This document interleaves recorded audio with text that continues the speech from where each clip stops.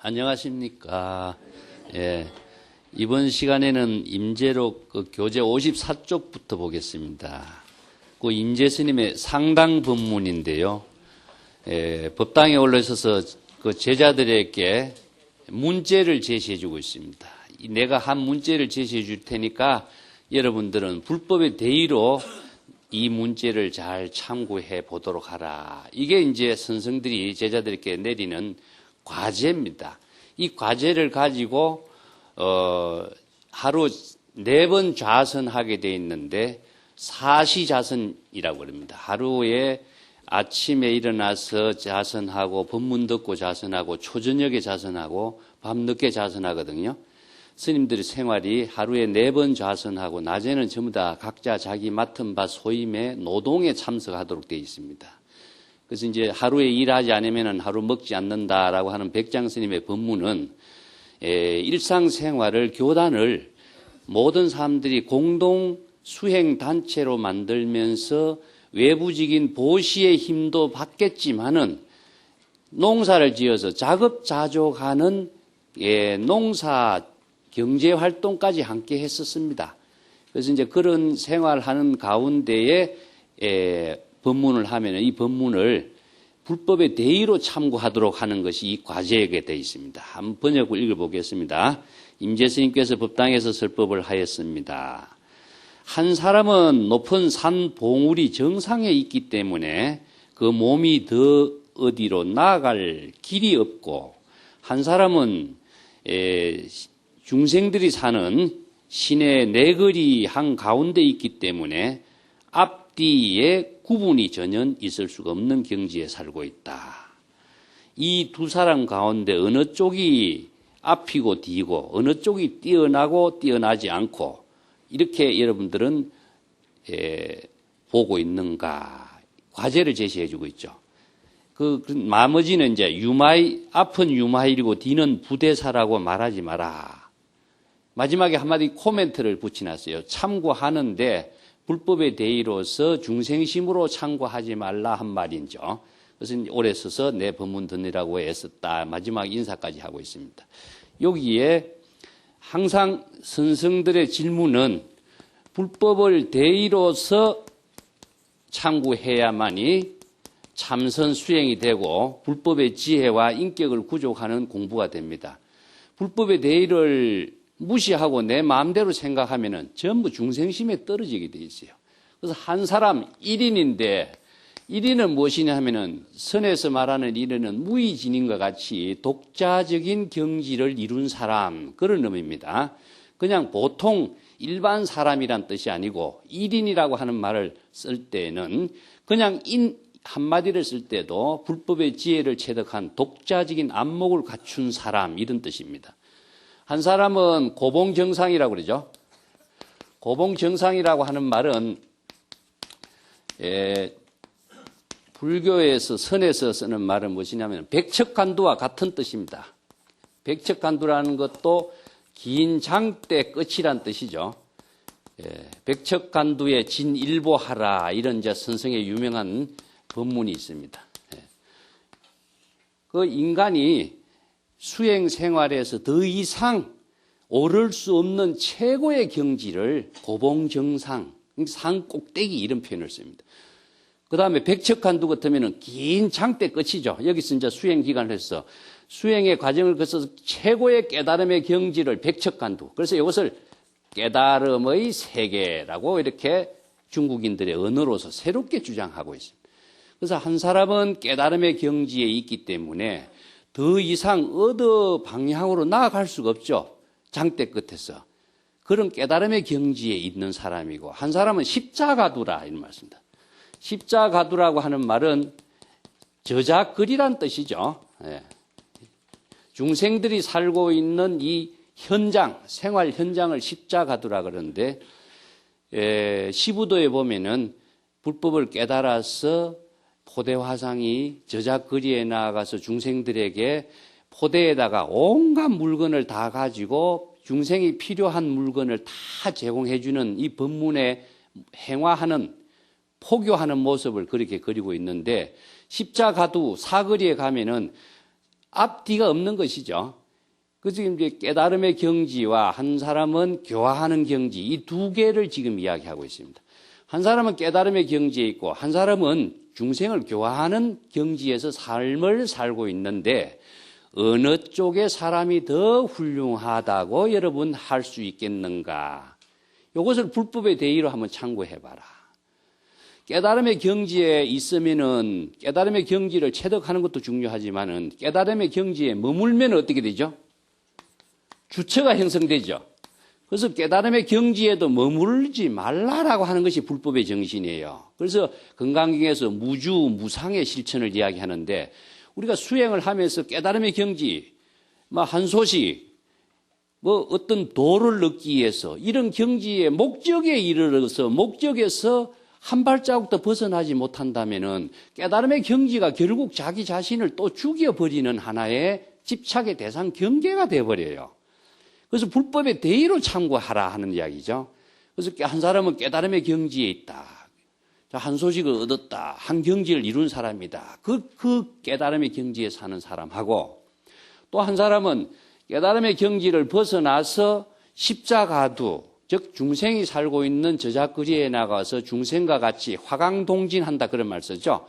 이걸 동사섭이라고 해요. 보살행으로서 중생과 똑같은 눈높이와 생활과 모든 삶을 함께 하면서 자신의 지혜와 인격을 목적의식을 하지 않고 내가 중생을 구제한다는 의식도 하지 않고 자신의 자기 본분사의 생명활동, 시절 인연에 자신의 일을 하면서 자연스럽게 중생들에게 불법을 가르치고 불법의 지혜를 함께 터득하고 인격을 구족하는 보살행을 하는 모습으로서 교화하는 것.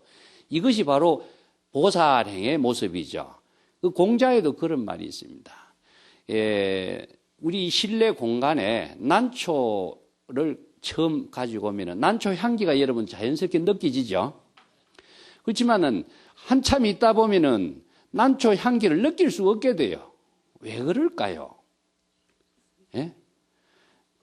처음에는 난초 향기가 없는 공간에 난초 향기를 가져오면은 난초 향기가 새롭기 때문에 그것이 느껴지는데 한참 지내다 보면은 난초 향기를 느낄 수 없는 경지는 무엇이냐? 나도 그 난초 향기와 하나가 되어버리기 때문에 난초 향기를 대상으로 냄새로 맡으면은 차별 대상 경계의 주체와 객체가 나누어지지만은 난초 향기와 자기가 하나가 되었을 적에는 차별 대상 경계를 초월해서 그대로 생활이 돼버려요. 그렇기 때문에 난초 향기와 자기와가 둘이 아닌 경지가 돼버려요. 그렇다고 해서 난초 향기가 없어진 건 아니죠. 그만큼 이것을 불교에서는 훈섭이라고 합니다. 훈섭. 이게 성인과 훌륭한 사람과 같이 있으면은 그분의 지혜와 인격을 함께 나누는 훈섭이 자연스럽게 이루어지기 때문에 보살행을 하는 모습이 불법의 지혜로서 중생의 저작거리에 함께 살면서 자신의 좋은 보살도의 지혜를 내가 중생을 구제한다, 내가 너희들을 위해서 이 거리에 나타났다, 이런 의식을 갖고 있으면 무엇이죠? 중생이 돼버려요. 그런 의식을 다 비우고 자기의 본분사의 생명활동의 일을 하면서 자신의 몸에서 자연스럽게 나타나는 지혜와 인격이 중생과 함께 하는 때 그 난초 향기가 몸에 배는 것 같고 우리가 법당에 피우는 향의 향기가 온 시방세계에 함께 하는 것과 같이 자연스럽게 동화되는 것을 동사섭이라고 합니다.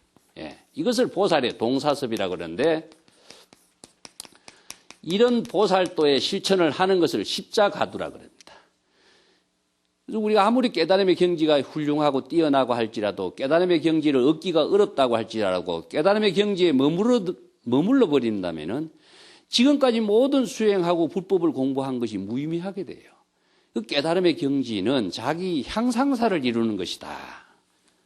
예, 향상사, 자기의 무한한 가능성을 발전시키는 이걸 상구볼이라고 그러죠. 상구볼이라고 하고 이 향상사는 궁극적으로 무엇을 하기 위해서가 아니라 향하사와 함께 된 삶을 실현하기 위한 것이다. 향하사라는 것은 이제 하와 중생이라고 합니다. 하와 중생이라고 하는데 보살도가 지혜를 구족하여 자비로서 함께하는 모습에 자신의 삶을 우리가 부처나 보살이라고 하기 때문에 이 두 가지를 함께 구족해야 돼. 그래서 깨달음의 경지에서 머물고 있으면은 향하사에 일을 할 수가 없죠. 아무리 자기가 훌륭한 경지에 깨달음을 체득했다 할지라도 자신의 모든 지혜가 모든 중생과 함께 할 때에 자신의 삶이 지혜로서 함께 빛을 발휘하는 것인데, 그래서 한 걸음 더 나아가라. 백척간두 깨달음의 경지에 수행하기 위해서 오르기도 어려웠지만은 여기에서 자기의 몸을 한 발자국 더 나아가도록 해야 된다. 어디로 나아가느냐? 허공으로 몸을 날려라.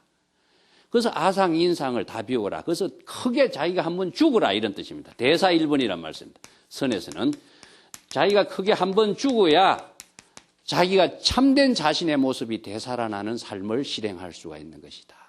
금강경에서는 아상, 인상, 중생상, 수자상을 비우라 하는 말을 선에서는 이것을 바꾸어요. 이렇게.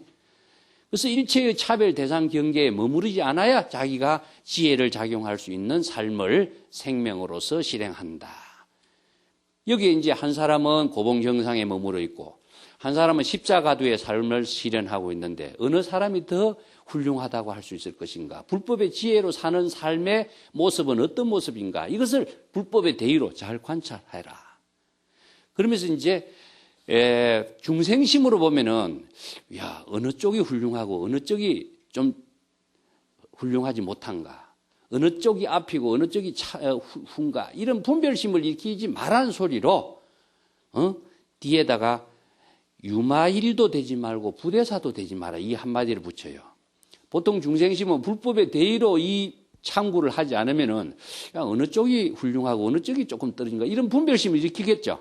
이러면 불법 공부하는 것과는 전혀 잘못된 길을 향하고 있기 때문에 이것을 임재가 코멘트를 주는 겁니다.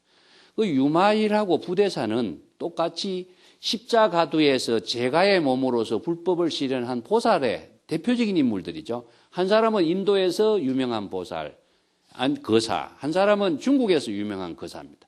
중국의 후대에 이제 방거사도 유명하지만 부대사도 아주 유명한 인물이에요. 그래서 금강경을 설법하고 양무제에게 설법했던 유명한 인물입니다.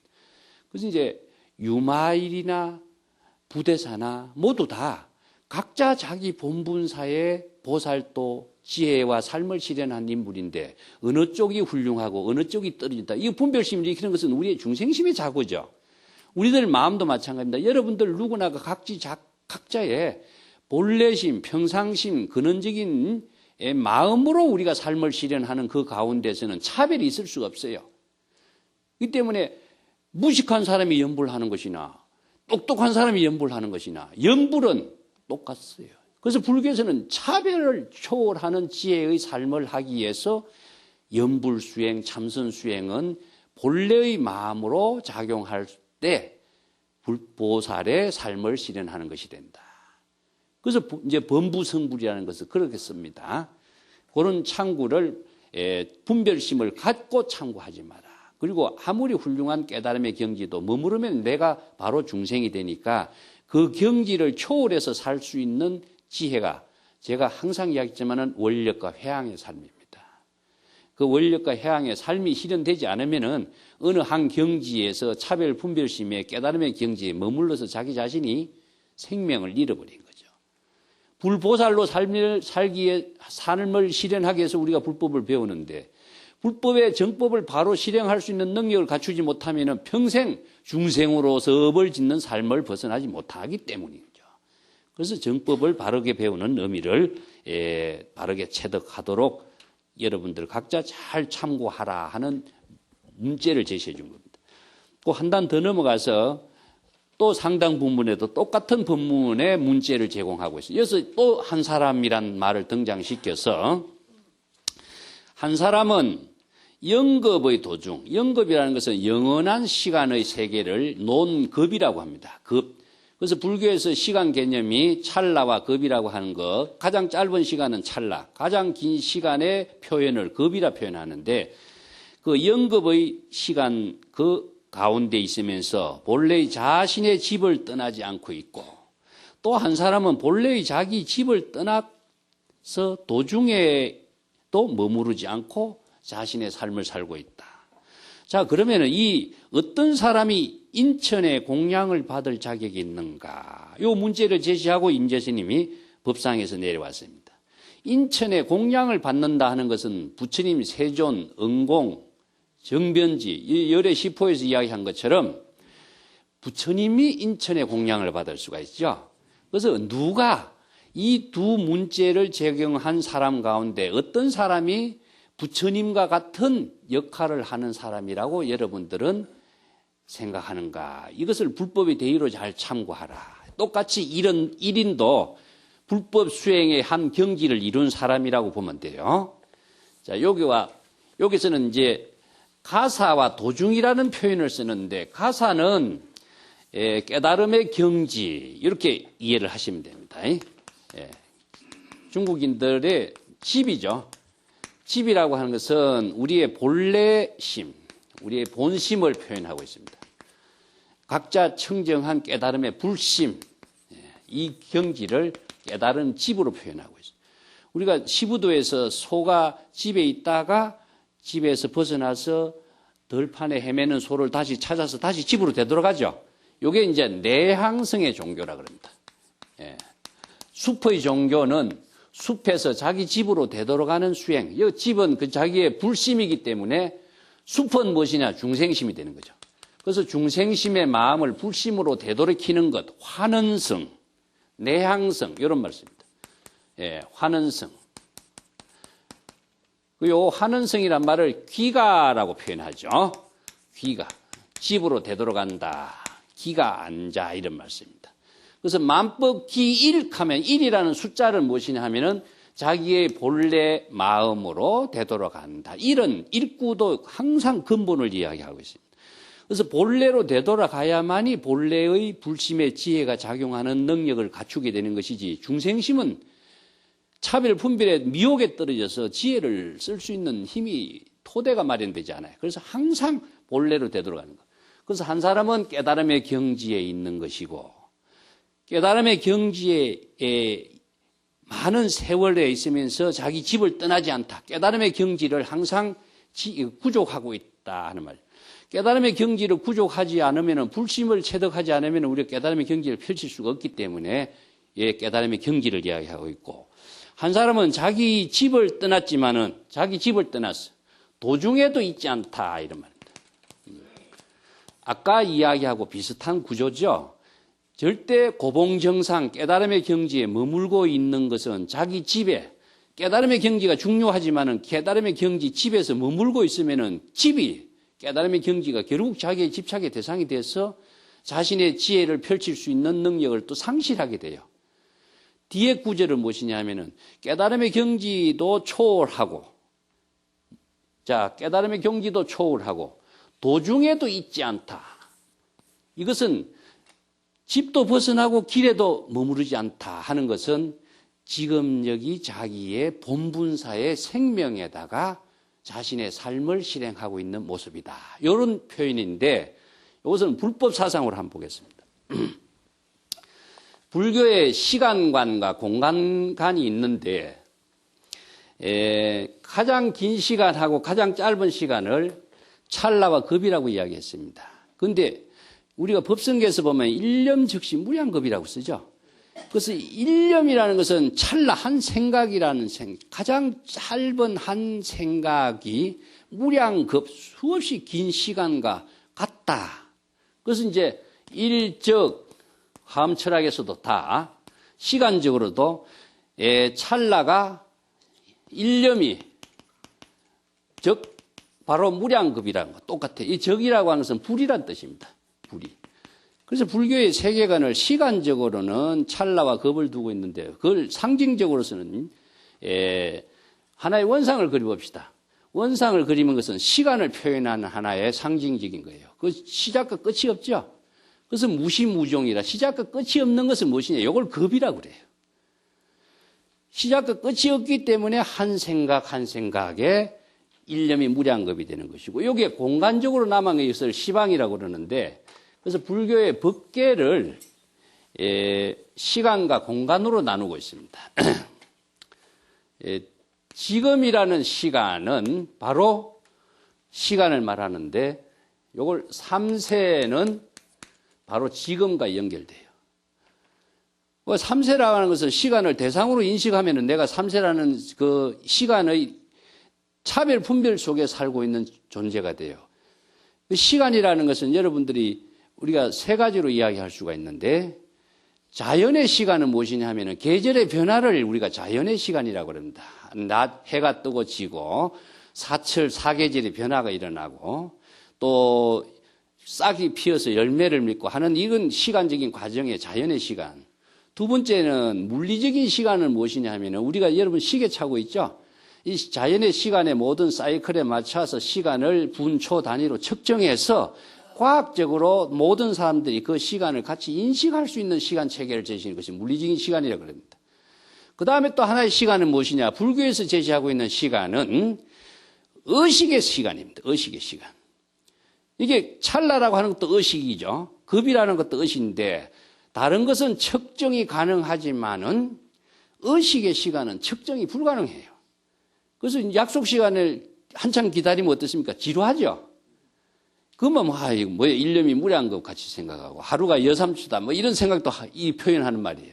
생각의 시간이라는 것은 자기가 의식의 대상 경계에 따라서 의식하는 그 차이에 따라서 길고 짧은 것이 이루어져요. 그래서 불교에서는 급이나 찰나라고 하는 것은 시간으로서 의식의 시간이기 때문에 이것은 측정할 수가 없지만은 의식으로 인식하는 시간일 뿐인 거예요. 그렇기 때문에 이것을 뭐 물리적인 시간이라든가 자연의 시간이라든가 그런 차원으로서 접근하면은 불교를 신법의 종교를 현상법의 종교로 착각해버리는 문제가 생깁니다. 장소도 이것이 마찬가지예요. 지금 여기라고 하는 시간을 불교에서는 시방이란 말로 표현하는데 이것을 원상 안에 들어있는 공간입니다. 이것을 전부 다 합쳐서 법계라고 이야기합니다. 불교에서 이야기하는 법을. 모든 시방 3세에 포용되지 않는 것은 하나도 없는데 시방 3세가 시간적으로 공간적으로 일체 만법을 만물을 다 포용하기 때문에 이 만법이 어떻게 이루어지느냐? 연기법, 인연법으로 이루어지기 때문에 이 법을 불교에서는 법계라고 그래요. 이 법계의 삶을 우리는 함께 살고 있는 겁니다. 여러분들이 지금 여기에 우리의 삶이 이루어졌다 하지만 여기의 삶이라고 하는 것 자체가 법계와 함께하는 삶이에요.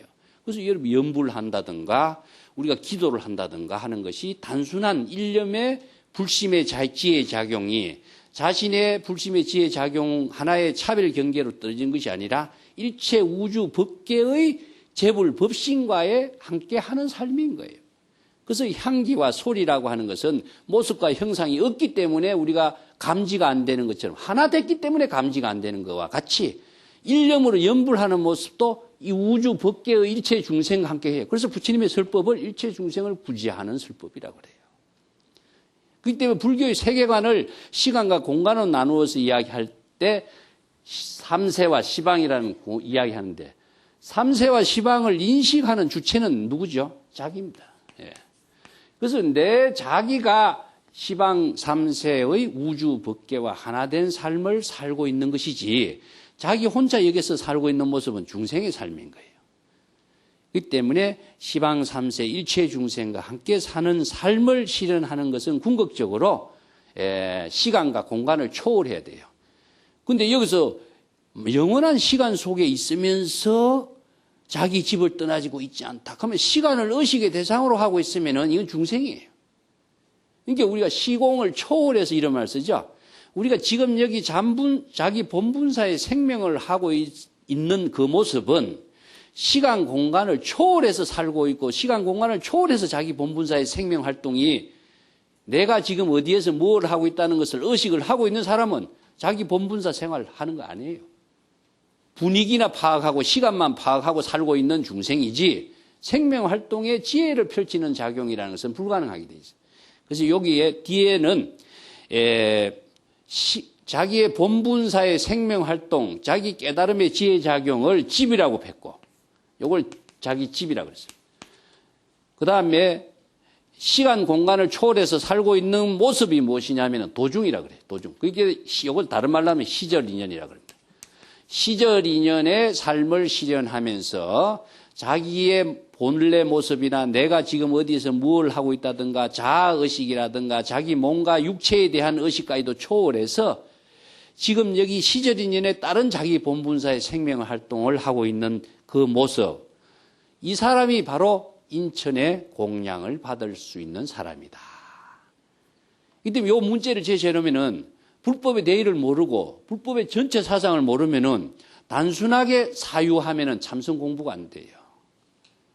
이게 불법의 전 사상과 지혜로서 대의로서 참고해서 바른 지혜를 체적하고 인천의 공양이 될 수 있는 경지에 사람이 어떤 사람이 되는가를 알아야 내가 그런 인천의 공양을 받을 수 있는 삶을 실행할 수 있는 지혜와 능력을 갖추게 되는 거죠. 그래서 임재 스님이 상당 법문하면서 이런 문제를 제시하고 그 문제를 본인이 철저하게 깨달아 체득할 수 있고 자기 지혜로 쓸 수 있는 능력을 여러분들 구족하도록 이런 문제를 제공해 주는 거죠. 이걸 선성들이 제시하고 있는 화두라고 그럽니다. 자, 그건 또 이해하시고 다음에 임재의 유명한 삼구로 넘어가겠습니다. 임재 삼구를 가지고 인천 안목이라든가 다른 여러 가지 그 분양 선소 같은 분들이 여러 가지 철학적으로 자기의 의견으로서 해설을 많이 하다 보니까 이게 임재의 법문의 핵심인 것처럼 이야기하고 또 삼구를 철학적으로 다각적으로 제시하다 보니까 오히려 더 복잡하고 어렵게 만들어놨어요. 지금 여러분들은 그거 다 잊어버리고 임재가 황벽의 문화에서 불법의 대의가 무엇이냐, 황벽 불법 무다자, 황벽의 불법이 이렇게 간단 명료하게 제시된 줄 몰랐다. 불법이 복잡하는 거 아니에요. 아주 간단 명료한 불법의 사상이 어떻게 이루어지고 어떤 법문으로서 이 실행됐는가 하는 것을 세 가지로 분류해서 이야기했을 뿐이에요. 그래서 간단하게 제가 설명하겠습니다. 임재 스님이 법당에 올라서 설법할 때 어떤 스님이 질문했어요. 어떤 것이 제1구의 경지입니까? 자, 여기서 선에서 사용하고 있는 용어를 조금 이해를 돕기 위해서 내가 하겠습니다. 여기서 1구가 있고 2구가 있고 3구가 여기서 등장하고 있습니다. 이걸 이해를 하시고 이 법문을 들으면 아주 쉽게 소화가 될 겁니다. 1구는 경전에서 이야기하는 것은 제1 어제라 그럽니다. 바로 여기서 제1이라고 하는 것은 첫 번째라는 뜻이 아니고 이건 근본이라는 뜻입니다. 항상 제1은 근본의 의미를 두고 있어요. 제 근본의 의미를 무엇이냐면 고라고 표현합니다. 고불, 고심 이런 말을 쓰는데 이 고자도 근본의 의미입니다. 선어록을 잘못 읽다 보면은 F처 이렇게 하면은 F처가 있으면 세부처도 있어야 되잖아요. 그죠? 이게 중국의 선성들은 자신들이 불교의 사상을 자신들의 언어로 만들면서 새롭게 만들었어요. 그러니까 불법의 사상에 맞추어서 이 언어를 우리가 이해해야지 글자대로 보면은 엉뚱한 방향에서 우리가 생각하게 돼요. 그래서 고자를 쓰면은 근본, 본래 부처란 뜻입니다. 본래 부처. 그래서 본래 부처의 작용이 무엇이냐? 유마에서 이야기하는 제1어제, 가장 근본이 되는 진실된 세계, 깨달음의 세계, 이것을 각의 세계라고 합니다. 각의 세계, 각의 경지, 깨달음의 경지. 자, 부처의 경지, 깨달음의 경지, 이것을 제1구라고 이야기해요. 이건 다른 말로 한다면은 진여법신의 지혜 작용이기 때문에 이걸 기실론에서는 진여지는 기실론에서 진여삼매로서 이루어지는 세계다. 그래서 진여삼매 이런 말씀입니다. 이런 경전과 불교 논서에서 주장하고 있는 모든 경지를 일구라고 표현해요. 또 다른 말로 표현한다면 불가사의 해탈 경계. 또 임재의 법문을 한다면 초불월적, 부처의 경지도 뛰어나고 조사의 경지도 뛰어난 세계. 여기서 일체의 대상 경계를 다 초월한 거죠. 그래서 일구는 임재가 앞에서 뭐라고 했냐면은 할 하나로 제시한 겁니다. 임재의 할은 일구의 작용입니다. 또 덕산의 유명한 방망이질 있죠. 이건 일구의 작용이에요. 이제 불보살의 지혜 작용하는 그 모습을 바로 불보살의 생명활동 그 자체를 일구에 두기 때문에 일구라고 하는 것은 일체의 모든 상대성을 초월한 절대 깨달음의 지혜 작용의 세계를 일구라고 표현합니다. 그래서 일구, 어떤 것이 일구입니까? 질문하니까 임재 스님이 세 가지 중요한 불법의 가르침의 도장을 종이에 찍으니까 그 도장에서 묻은 인주가 한 점 한 점 한 획 한 획이 종이에 분명하게 그대로 드러나는 모습이죠. 그렇기 때문에 거기에는 어떠한 이의를 제기하거나 다른 사량 분별을 용납할 수 없고 빈주라고 하는 상대적인 차별 대상 경계의 의식을 초월했다. 이런 표현을 해요. 이건 불심의 지혜작용, 진여의 지혜작용이기 때문에 이것은 주객을 나눌 수가 없는 경지를 일구라고 합니다. 주객을 초월한 경지를 일구라고 그래요. 그래서 중생은 주객을 나누어 두기 때문에 차별 경계를 만들지만 부처의 지혜는 주객의 차별 분별을 초월해서 작용하는 경지이기 때문에 아까도 이야기했지만은 몸과 마음도 의식하지 않고 시간과 공간도 의식하지 않고 내가 누구와의 대화를 한다는 그 차별 경계까지도 초월해서 지혜만 작용하는 그 세계를 불가사의 해탈 경계다. 부처의 지혜 작용이다. 이런 말을 씁니다. 이게 일구의 작용입니다. 그럼 이구의 작용은 무엇이냐 하면요. 진실을 체득하기 위해서 뭐가 필요하냐면은 방편이라는 것을 불교에서 제시하고 있어요. 이 방편이라는 것을 우빠야라고 그러는데, 방법을 제시해서 진실을 체득하기 위한 편의적인 내용이란 뜻입니다. 이걸 방법 편의를 줄여서 방편이란 말을 쓰는데, 방편은 수단이다, 목적이다 이 말을 붙이면은 불교의 방편의 의미가 죽어요. 그래서 진실과 방편을 둘로 나누지만은 실제적으로 둘로 나누는 것이 아니고 진실을 체득하게 한 방편이기 때문에 방편 그 사실을 방편을 활용할 때 바로 진실을 체득하는 작용이 동시에 이루어져요. 그래서 이제 방편은 무엇이냐? 전부 다 언설입니다. 언설. 자, 임재의 그 설법에서 일구는 무엇이냐? 언어를 초월해서 지혜 작용을 펼친 그 모습이기 때문에 불심의 지혜 작용, 요걸 불심의 지혜 작용이기 때문에 지혜 작용 그것은 객관적으로 대상 경계로서 인식할 수 없고 파악할 수가 없어. 그래서 부처도 그 경지를 감히 넘볼 수가 없고 엿볼 수도 없다 이런 말을 씁니다. 그러면 이구는 무엇이냐 하면은 이 지혜 작용을 체득하지 못한 사람에게는 뭐가 필요하냐면은 방편의 언어를 제시해서 진실을 깨닫도록 제시하는 것이 제2구예요. 그래서 이구는 진실과 방편으로 제시하고 있는 임재의 법문을 제2구라고 합니다. 그 설명을 조금 볼게요. 이게 굉장히 어려워요. 왜냐하면 임재의 설법은 임재는 시인입니다. 시인. 시인이다 보니까 사상을 갖춘 시인이다 보니까 개송이 무척 어렵고 고사를 수용하다 보니까 우리가 이해하기가 좀 어렵습니다만 내용은 간단하게 이해를 하시기 바랍니다. 어떤 것이 제2구의 경지입니까 하니까 임재스님이 대답하기를 문수보살은 지혜의 상징이죠. 문수보살의 지혜의는 근본지는 무창무니선사의 질문도 그 받아들일 여지가 없지만은 방편으로서 제시하고 있는 법문이 일체의 모든 번뇌 망념을 차단하고 불법의 진실을 체득할 수 있는 가르침과 모순되지 않는다. 이런 의미의 개성을 넓혔어요. 이건 이제 고사가 있어요. 원래 오대산에 보면은 문수보살의 화현지라고 그러죠. 문수보살 그 자체는 지혜의 상징이고 지혜 작용 그 당체를 말하는데 중국의 유명한 무창무니선사가 오대산을 찾아가서 이제 문수보살의 화현하고 이제 이렇게 대화하는 내용이 벽암록에 보면 실려 있습니다. 그 문수보살이 이제 노인으로 나타나가지고 그 화현으로 했는데 균제 동자로도 나타나고 문수보살은 화신으로 나타나죠. 그래서 문수보살의 화현으로 나타난 것이 동자상이다. 그래서 오대산 여러분 월정사 가면은 월정사 상원사에 보면은 문수보살은 문수동자를 모셔놨죠. 이 동자라고 하는 것도 보살의 상징인데 일체의 순수 그 자체의 상징으로 동자상이 등장해요. 균제동자, 문수동자 또 시부도에 보면은 그 목동이 등장하죠. 그래서 순수 그 자체는 무엇이냐? 일체의 불심에 작용하는 그 순수 그 자체를 상징한 거예요. 그래서 남방에서 온 무창문이 보고 어디서 왔는가? 남방에서 왔습니다. 남방의 불법은 어떻게 주지하고 있는고? 주지란 말을 씁니다. 불교에서는 이것은 이제 우리가 오늘 사찰을 경영하고 있는 사람들도 주지라고 그러는데 원래 선언천교에서는 주지는 불법을 지니고 불법을 설하는 사람을 주지라고 그럽니다. 그러고 행지라고 하는 말이 있어요.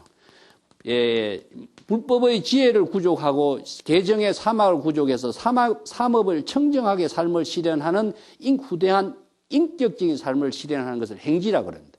그래서 행지와 주지란 말을 쓰는데 건강경에서는 수지란 말을 쓰죠. 불법의 가르침을 방편법문으로서 바로 불법의 지혜를 체득할 수 있도록 하는 공부를 수지라고 합니다.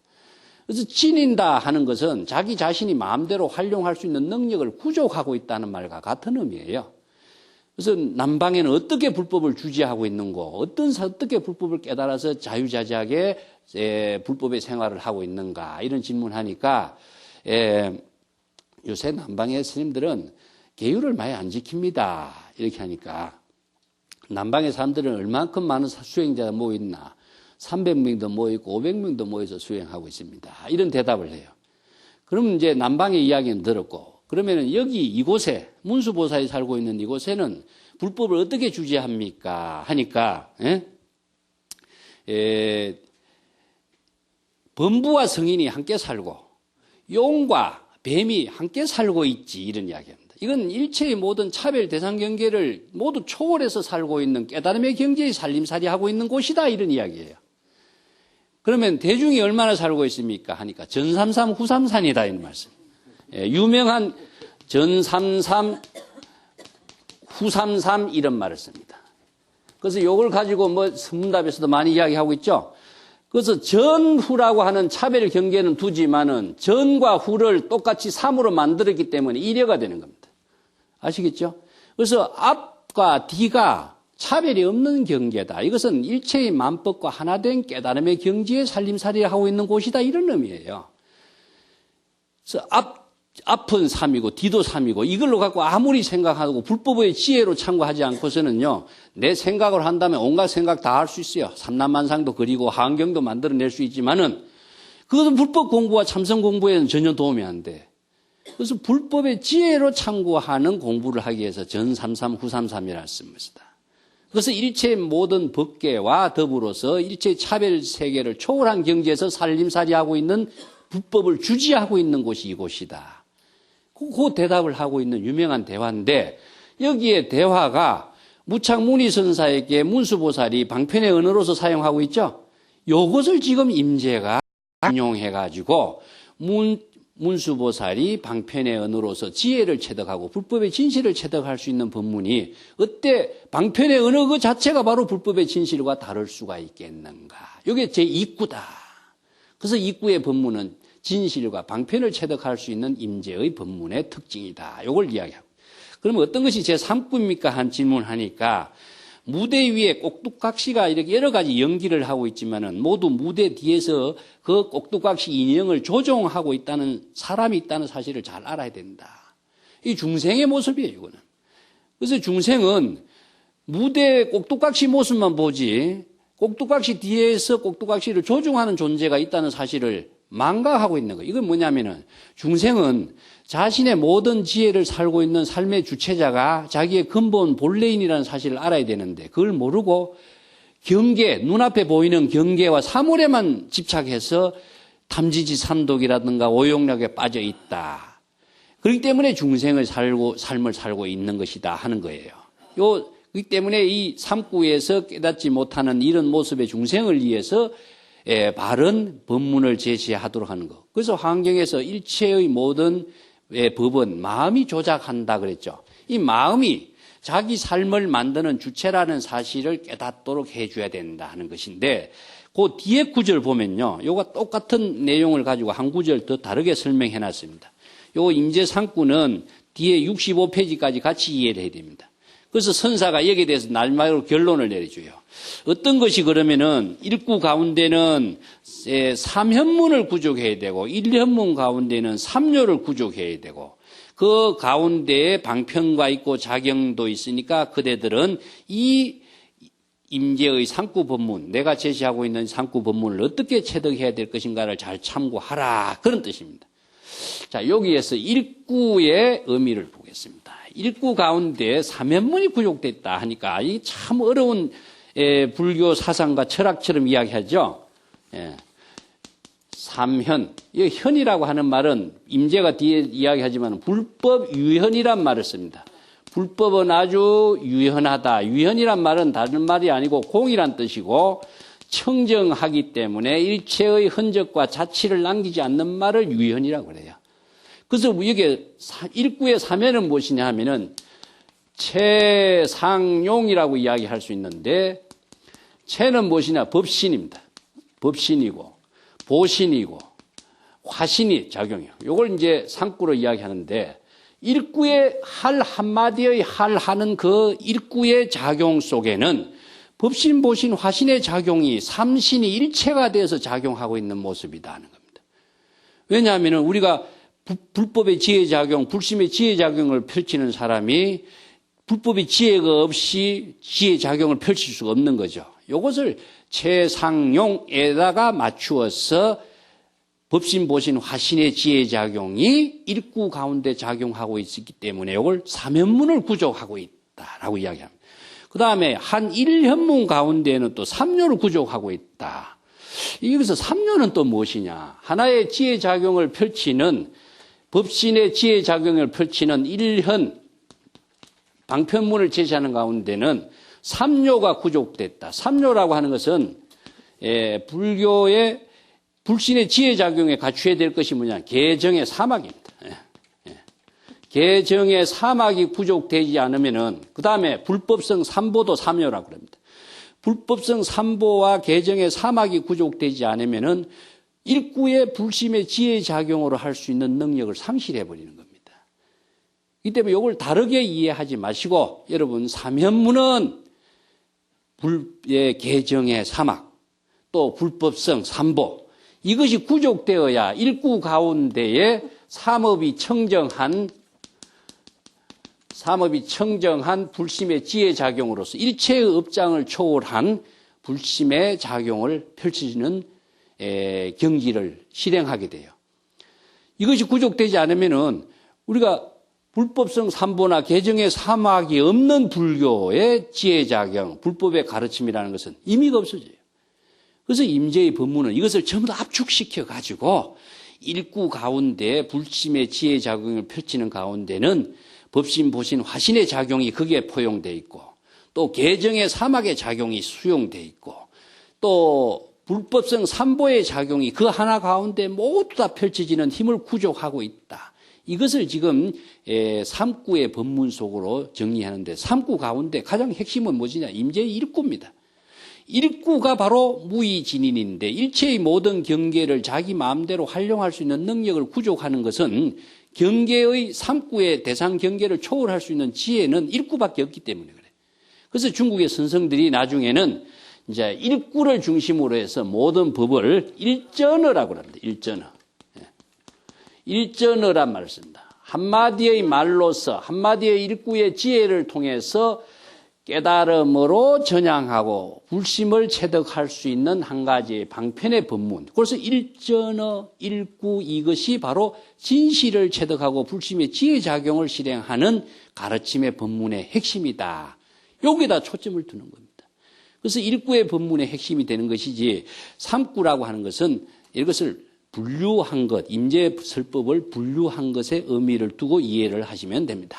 자, 오늘 이야기 이것으로 마치겠습니다.